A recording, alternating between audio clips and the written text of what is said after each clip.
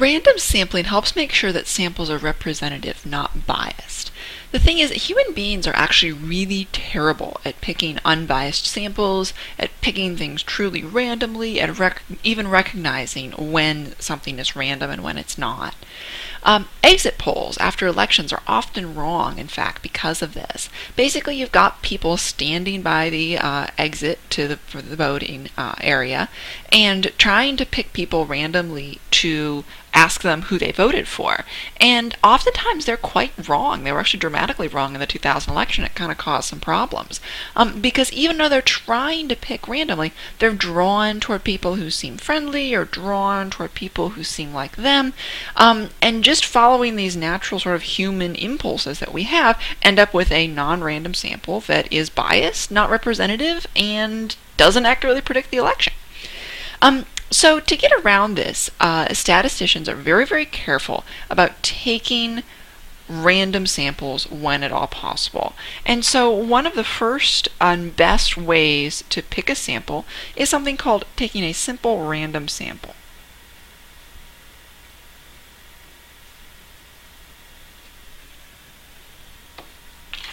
This is sort of the gold standard. We'll talk about a couple of other types of sampling techniques in another video, but this is the main one that gets used.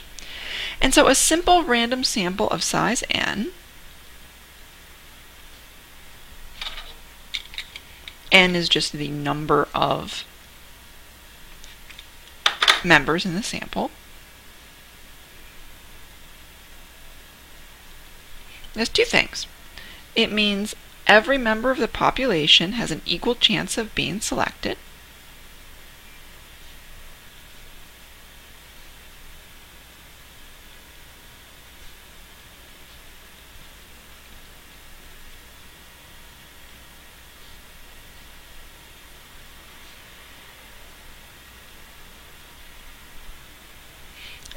And every sample of size n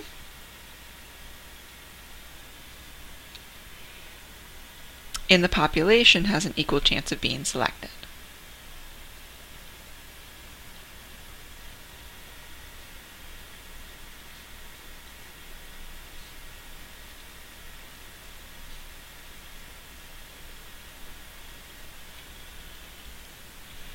There are a couple good ways to do this.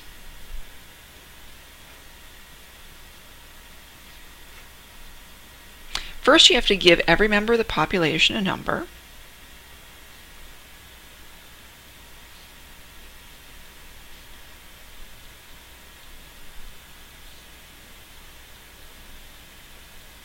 And then there are a bunch of options.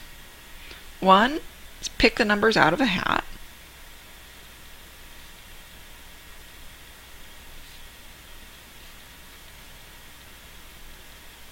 There are a bunch of variations on this. The lottery to get into charter schools involves just a little spinny wheel, and then the numbers pop out, and there's how you pick your number.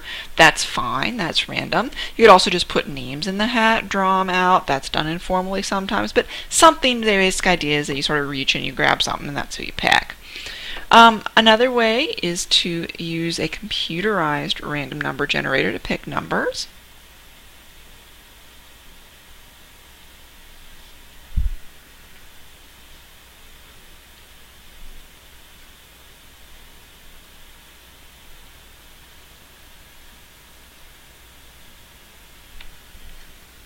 There's actually a random number generator on your calculators. And a third way is to use a random number table.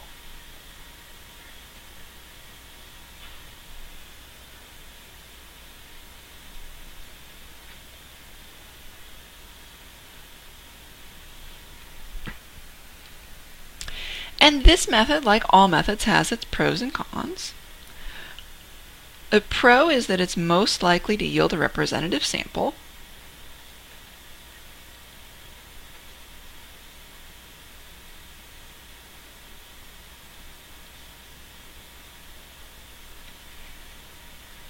The downside is it's actually quite hard to pick a truly random sample.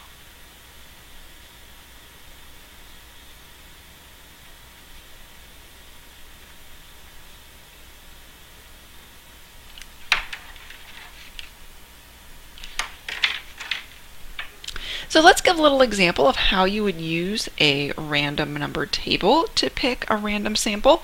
I'm not going to give examples of how to pick numbers out of a hat because that's pretty straightforward to do, but the random number table is a useful thing.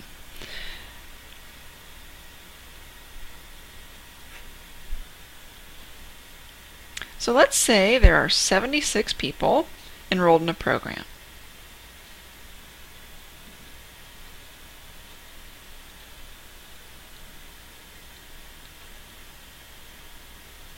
Describe how to use a random number table to pick 5 people for a sample.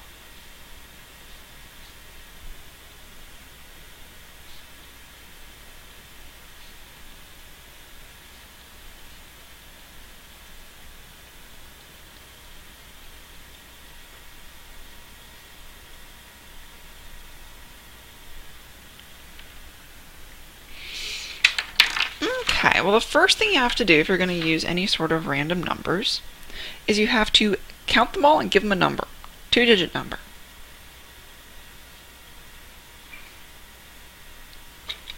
Actually, you really don't need to count them, you just need to give them a 2-digit number.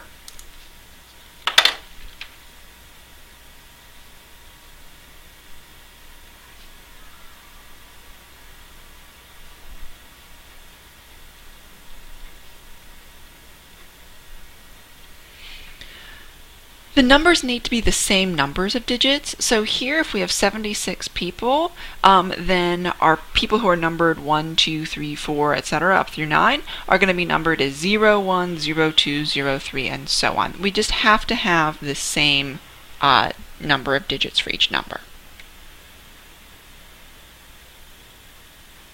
If we'd had 200 people, then we would have given each person a 3-digit number, 001, 002, and so on and so forth, up through 023 and up through 152, or whatever. So this 2-digit number, it's not that it has to be 2 digits per se, all numbers must have the same number of digits.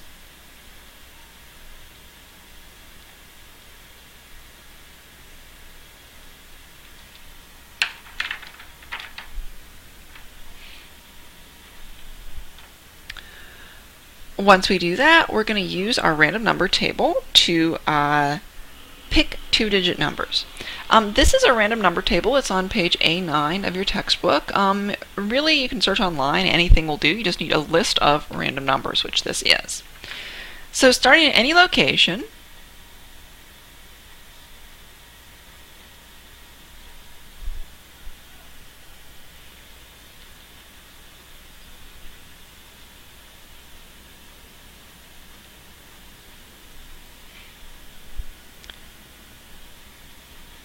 write down the 2-digit numbers you find.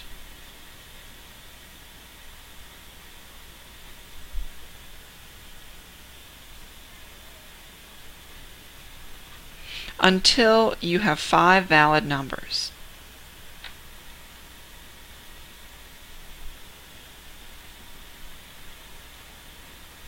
So in this case, we only have numbers 1 through 76. So if you get an 82 or something, can't use it. There's no with that number, we just throw it out, go on to the next one. Also, don't include repeats.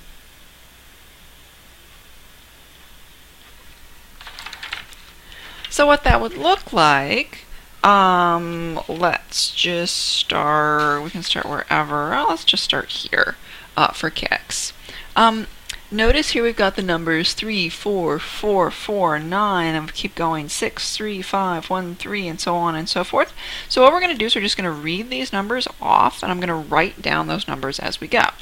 So I'm actually going to keep track on a little piece of paper here so you can see what I'm doing. But so right here, 3, 4, that's a 2-digit number, so that's number 34. And the next number is 44.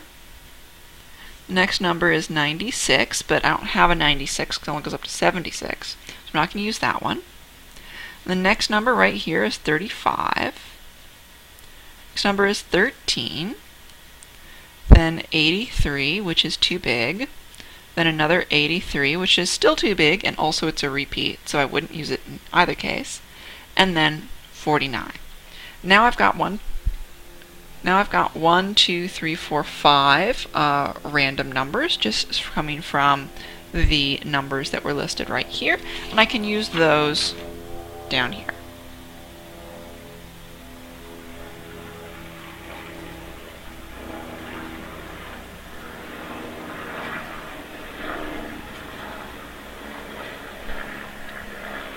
I could have started anywhere else that I wanted to in the random number table.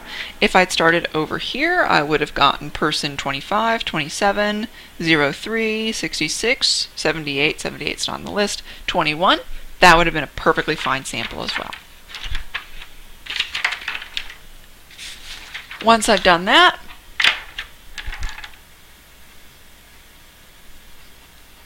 find the 5 people with these numbers.